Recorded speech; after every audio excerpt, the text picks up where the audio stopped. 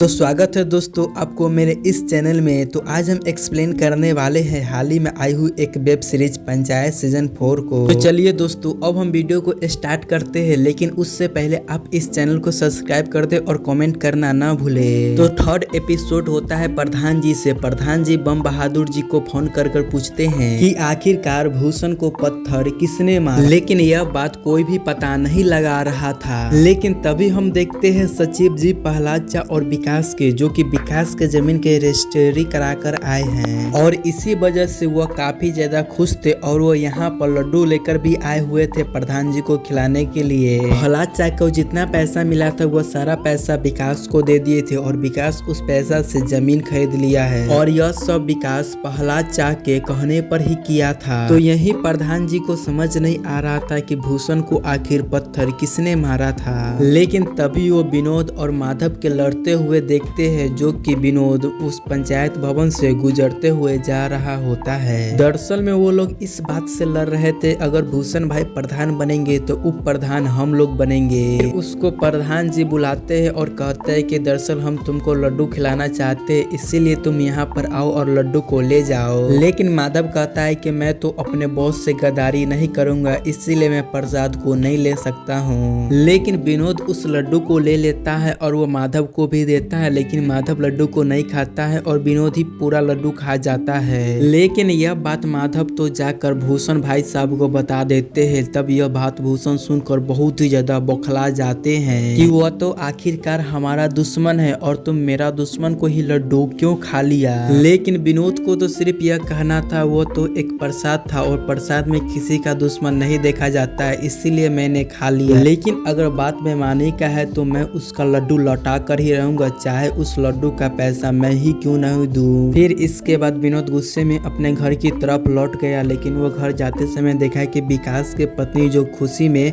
सभी गांव में घूम घूम कर लड्डू बांट रहा होता है। विनोद ने जब लड्डू बांटते हुए देखा तो वो लड्डू ले लिया और उस लड्डू को लेकर वो सीधा चला गया सचिव जी के पास और वो उन्हें लड्डू वापस करने लगा। लेकिन यहाँ पर विकास कहता है कि वो प्रसाद वाली चीजें हम प्रसाद को ऐसा वापस नहीं ले सकते हैं। लेकिन विनोद यहाँ पर कहता है कि वो लड्डू आपको वापस लेना ही पड़ेगा, क्योंकि भूषण जो है वो मेरे ऊपर शक कर रहे हैं। यह सुनकर विकास और सचिव जी उसको थोड़ा भटकाने लग जाते हैं। क्या तुम भूषण को खिलाफ है जो कि तुम अपने ही मन से लड्डू को नहीं खा सकते हो। विनोद यहाँ पर कहता है कि मैं किसी का गुलाम नहीं हूँ, मैं वो लड्डू अभी भी खा सकता हूँ। सचिव जी उसे समझाते हैं कि ऐसे भी वो एक दूसरे के दुश्मन थोड़ी न हो सकते हैं, बड़े बड़े पार्टियों में भी एक दूसरे से झगड़ा होते तब भी वो लोग आपस में जाते ही है। और आज आप रात प्रधान जी के घर पे भोज पे आ जाइए और आप भी सभी को बता दीजिए कि आपको भी पॉलिटिकल आता है। और विनोद कहता है कि आज रात वो भोज पर जरूर आएगा और सभी को बता देगा कि उसे भी पॉलिटिकल आता है। दरअसल प्रधान जी चाहते ही कि विनोद उसके ही तरफ आ जाए, क्योंकि विनोद एक कामयाब लड़का है। अगर वो इनके साइड आ जाएंगे तो वो इलेक्शन जरूर जीत जाएंगे। फिर इधर सबके फेवरेट सब्जी लौकी के सब्जी बन रहा होता है। प्रधान जी सभी से कहता है कि अगर विनोद खाना खा लेगा तब उसके बाद हम उससे पॉलिटिकल बात करेंगे। फिर तभी हम यहाँ पर देखते हैं कि विनोद यहाँ पर चले आ जाता है और सभी के साथ ऐसा फीलिंग हो रहा था कि विनोद एक मंत्री है और विनोद उसी के तरफ से है। विनोद जब यहाँ पर आया तो प्रधान जी और बाकी सब उसको बड़ी ही अच्छे से ख्याल रखते हैं और उसे खाना खिलाते हैं और उससे बहुत ही अच्छे अच्छे बात करते हैं। तभी प्रधान जी उससे पूछ डालते हैं कि आखिर भूषण को पत्थर किसने मारा। तभी विनोद कहता है कि मुझे नहीं पता। लेकिन प्रधान जी मेन मुद्दे पर बात नहीं कर रहे थे, क्योंकि मंजू देवी साफ देख रही थी। फिर मंजू देवी सभी से कहते हैं कि जाकर विनोद से बात करो कि क्या वो मेरे पार्टी में आएगा कि नहीं, और विनोद खाना खा लिया है इसीलिए वो किसी भी वक्त जा सकता है, इसीलिए उसके लिए स्पेशल सेवैया के खीर बनाया जाता है और थोड़ा टाइम और ले लिया जाता है। फिर उसके बाद सभी लोग बात को छेड़ ही देते हैं कि तुम आखिरकार भूषण के साथ क्यों रहते हो, वो तो तुम्हारी बिल्कुल भी इज्जत नहीं करते हैं और तो तुम्हारा हमारा ही पार्टी में आ जाना चाहिए। यह बात सुनने के बाद विनोद सीधा भूषण जी के पास कॉल करता है और उससे कहता है कि मैं प्रधान जी के घर पे आया हुआ है है और मैं इसके घरे खाना खा रहा हूँ। यह बात सुनने के बाद प्रधान कहता है कि अगर तुम उसके घरे खाना खा रहे तो उप प्रधान बनने का सपना छोड़ दो। यह सुनने के बाद विनोद काफी ज्यादा उदास हो जाता है। इसके बाद प्रधान जी उसका फायदा उठाने के लिए सोचते हैं और कहते हैं कि इस बार हमारा चुनाव जीतने के बहुत ही ज्यादा चांस है, अगर हम चुनाव जीत गए तो तुम्हें उप प्रधान बना दूंगा। लेकिन यह बात सुनने के बाद विनोद को कहीं न कहीं बहुत ही ज्यादा यह बात बेकार लगा। तभी वह कहता है कि मैं गरीब जरूर हूँ लेकिन गद्दार नहीं, और मैं भूषण जी का साथ कभी भी नहीं छोड़ूंगा। आपको खाना खिलाने के लिए बहुत बहुत शुक्रिया। जाते जाते प्रधान जी विनोद से कहता है कि मुझे अच्छे से मालूम है कि भूषण जो है अपना सिर खुद खंबे से मार लिया है और नाम हमारा फंसा रहा है। फिर विनोद कहता है कि मुझे भी पता है कि गोली ने आप खुद चलवाए है, और इतना कहकर विनोद यहाँ से चले जाता है। लेकिन अब प्रधान जी के ऊपर सब लोग शक के नजर से देख रहे थे, स्पेशल मंजू देवी से वो कहते हैं कि अच्छा होता है कि वो गोली मेरे छाती में लग जाता और मैं मर जाता, और मैं अपने बेटी की कसम खाकर कहता हूँ कि वो गोली मैंने नहीं चलवाया है। अब प्रधान जी क्लियर करवा दी है कि उसने अपने ऊपर गोली नहीं चलवाए हैं। फिर अगले दिन विनोद भूषण को मिला है तो भूषण उससे कहता है कि मुझे तुम्हारे ऊपर फक्र है कि तूने मेरा पार्टी नहीं छोड़ा है। तभी भूषण को पता चलता है विकास ने जमीन के किनारे वाला जमीन खरीद लिया है, जबकि विकास के मंथली तो सिर्फ 6000 के ही महीने हैं, लेकिन उसने 30 लाख के जमीन कैसे खरीद लिया। इसीलिए वो विधायक जी के पास जाते हैं और विधायक जी तो वहाँ पर एक अपने ही आदमी को बुरी तरह से पीट रहे थे। वह एक शूटर है और यहाँ पर विधायक जी को लग रहा था कि इसी ने प्रधान जी के ऊपर गोली चलवाया है। इसीलिए प्रधान जी कहते हैं भूषण से कि इस आदमी से पीटो और पूछो कि उस पर गोली किसने चलवाया है। यह काम भूषण तो नहीं करता है लेकिन यह काम माधव जरूर करता है। माधव उसको बुरी तरह से पीटता है लेकिन फिर भी वो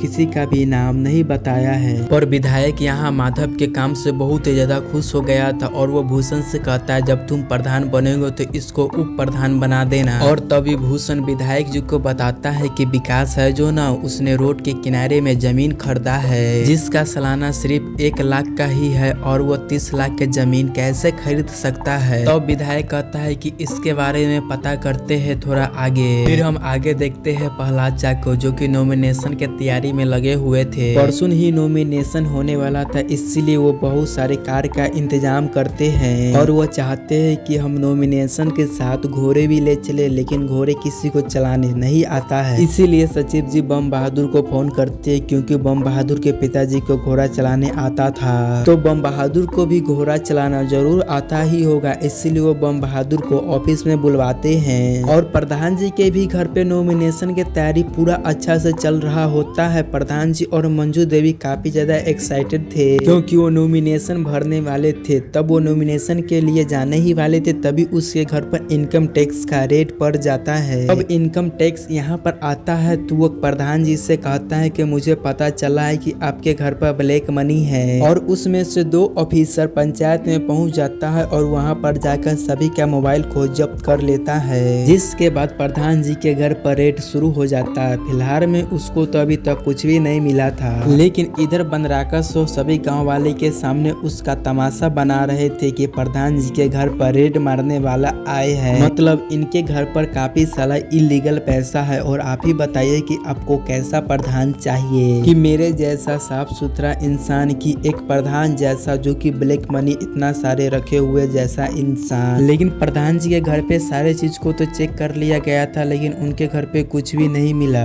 लेकिन खोज अभी भी जारी है। दूसरी तरफ हम देखते हैं पंचायत ऑफिस में जो कि विकास पानी पीने के बहाने से बाहर आता है, लेकिन वो बहुत ही ज्यादा डरा हुआ होता है जैसे कि वो कुछ चीज छिपा कर रखा हुआ था। फिर वो अंदर जाकर प्रहलाद चा और सचिव जी को बताता है कि जो प्रहलाद चा मुझे पैसे दिए थे उसमें से तो 30 लाख के मैंने जमीन खरीद लिया है, लेकिन कुछ पैसे अभी भी मौजूद है, यानी कि 6 लाख रुपए उनके ही घर में है। लेकिन तभी प्रहलाद चा कहते वो पैसा तो व्हाइट मनी है और वो पैसा तो मेरा है। लेकिन तभी सचिव जी कहते हैं कि ये लोग उस तरीका से नहीं आए हैं, वो तो किसी भी पैसा को ब्लैक मनी कहकर प्रधान जी के खिलाफ गलत कानून बना देंगे। इसीलिए अच्छा होगा कि उस पैसे के हम लोग वहाँ से निकाल दे, लेकिन भला ये पैसा कैसे निकालेंगे, और हम सब तो यहाँ पर ही मौजूद है और हम लोग यहाँ से बाहर जा भी नहीं सकते हैं और हम लोग मोबाइल से किसी को कॉल भी नहीं कर सकते हैं। फिर खिड़की के बाहर बम बहादुर आता है और बम बहादुर सचिव जी से कहता है कि मैं आपका क्या मदद कर सकता हूँ। अब शायद प्रहलाद चा और सचिव जी को ऐसा लगता है कि अब हम बम बहादुर से सहायता ले सकते हैं। अब विकास के घर पर भी 2 कांस्टेबल बैठा हुआ था और खुशबू जो थी वो थी अंदर और 2 कांस्टेबल बाहर ही बैठा था, क्योंकि उसके पास कोई रेडी कांस्टेबल नहीं है, इसीलिए वो अंदर नहीं जा सकते हैं और नहीं कोई रेड कर सकते हैं। कि तभी हम देखते हैं कि विकास के घर के पीछे से कुछ आवाज आ रहा था और वो कोई नहीं बल्कि बम बहादुर था, जो कि सीढ़ी लेकर आया था और वो विकास के घर पर चढ़ गया। और बम बहादुर धीरे धीरे खुशबू को आवाज देकर छत पर बुलाता है और बम बहादुर उसके बारे और सचिव के बारे में सब कुछ सच्चाई बात बता देता है कि जो घर में 6 लाख रुपया रखे हुए हैं वो सारा रुपया मेरे को दे दो, नहीं तो पुलिस सारा रुपया ले जाएगा। लेकिन खुशबू के उसके बात पर विश्वास नहीं होता है, इसीलिए बम बहादुर विकास का रुमाल खुशबू को देता है और कहता है कि खुशबू तुम्हारा बात नहीं मानेगा, इसीलिए तुम मेरा रुमाल लेकर जाओ। फिर जैसे ही खुशबू छत पर से उतर रही थी तभी उसको पुलिस वाला देख लेता है और पूछने लग जाता है तुम छत पर क्या करने के लिए गई थी। खुशबू कहती है कि मैं प्रेग्नेंट हूँ, इसीलिए मैं छत पर गया था ताजी हवा खाने के लिए। अभी पुलिस वालों के कुछ आवाज सुनाई देता है, तभी पता चलता है कि बम बहादुर सीढ़ियों पर से नीचे गिर गया है। लेकिन जब तक पुलिस वाला उस जगह पर पहुंचता तब तक बम बहादुर सब कुछ साफ कर दिया था। फिर खुशबू कांस्टेबल से कहता है कि आप लोग जाकर प्रधान जी के बेटी रिंकी को बुला लो, क्योंकि वो लड़की ही मेरा एक मजबूरी समझ सकती है। कांस्टेबल उसके घर पर कॉल लगाता है, लेकिन वहाँ पर कॉल कोई भी रिसीव नहीं कर रहा था। तभी उसके घर के सामने से बम बहादुर जा रहा होता है, जो कि लंगड़ाते हुए जा रहा था क्योंकि वो सीढ़ियों से नीचे गिर गया था। अभी कांस्टेबल कहता है कि तुम एक काम करो, तुम प्रधान जी के घर पे जाओ और वहाँ से उसका बेटी रिंकी के बुला कर लिया आओ। फिर बम बहादुर प्रधान जी के घर पे पहुँचे और बम बहादुर सारा बात इनकम टैक्स ऑफिसर को बता दिया। तो रिंकी को विकास के घर पर जाना था, लेकिन यहाँ पर इनकम टैक्स देखता है कि बम बहादुर थोड़ा सा लंगड़ा रहा होता है। अब रिंकी खुशबू के घर पे पहुँच जाती है। अब खुशबू रिंकी को सारा कुछ बता देता है कि हमारे घर पर 6 लाख रुपया पड़ा हुआ है और उसको कैसे भी कर यहाँ से बाहर निकालना है, वरना रेड पड़ेगा और हम लोग पकड़े जाएंगे। तो रिंकी कहती है कि तुम वो पैसा लेकर आओ, या वो पैसा हम छत से फेंकेंगे या हम नीचे से ही से ही फेंक देंगे। इसीलिए खुशबू अंदर जाती है पैसा लाने के लिए दवाई के बहाने, और खुशबू उस पैसे को एकदम सक्सेसफुल लेकर चले भी आता है। उसके बाद रिंकी उस पैसों को लेकर एकदम से बम बहादुर के तरफ फेंक देती है। बम बहादुर पहले से ही रेडी था। जैसे ही बम बहादुर उस पैसा को पकड़ता है तभी इनकम टैक्स चले आता है अपने सारा टीम को लेकर, और यह देखकर इनकम टैक्स ऑफिसर इन सभी को अरेस्ट करने लग जाता है, मतलब खुशबू, रिंकी, बम बहादुर और विकास को भी। फिर उसके बाद यहाँ पर सभी लोग चले आते हैं। प्रहलाद चा कहते हैं कि ये मेरा पैसा है, ना कोई ब्लैक मनी। फिर उसके बाद सचिव जी भी उसको समझाने लग जाते हैं, लेकिन यह इनकम टैक्स ऑफिसर तो पूरा मन बनाकर ही आया था, वह तो इन्हें अरेस्ट कर ही रहेगा और प्रधान जी के नाम खराब कर ही मानेगा। फिर मंजू देवी यहाँ पर चली आती है और कहने लग जाती है, हम देखते हैं कि आप इन सभी को कैसे ले जाते हैं, अगर आप इन सभी को ले जाएंगे को ऊपर से ही ले जाना पड़ेगा। यहाँ पर झगड़ा हो ही रहा था, तभी यहाँ पर एक बड़ा ऑफिसर चले आता है और वो इनकम टैक्स ऑफिसर के अपने पास बुलाता है और वो उससे कहता है कि विधायक अब विधायक नहीं रहा है, अब उसका चाटना बंद करो। वह ऑफिसर यहाँ पर इनकम टैक्स ऑफिसर को एक जोर से चाटा मारता है और उसे यहाँ से जाने के लिए कहता है। तब वो इनकम टैक्स ऑफिसर आकर कहता है कि हमसे बहुत ही बड़ा गलती हो गया, हमको किसी और जगह पर छापा करना था और मैं आपके यहाँ छापा कर दिया, जिस वजह से उसको यहाँ से जाना पड़ जाता है। फिर अगले दिन सभी लोग नॉमिनेशन के फॉर्म भरते हैं। यहाँ पर प्रधान जी और मंजू देवी गए थे और एक तरफ भूषण और क्रांति देवी भी गई थी। दोनों ने नॉमिनेशन का फॉर्म भरा और दोनों एक दूसरे के सामने थे, मतलब कि यह लड़ाई बहुत ही ज्यादा लंबी चलने वाली थी। इसी के साथ एपिसोड 4 यहीं पर ही समाप्त हो गया। दोस्तों उम्मीद करूंगा कि वीडियो आपको पसंद आया होगा, और आया होगा तो इस चैनल को जरूर सब्सक्राइब करें ताकि हम आगे के आपके लिए जल्दी लाए।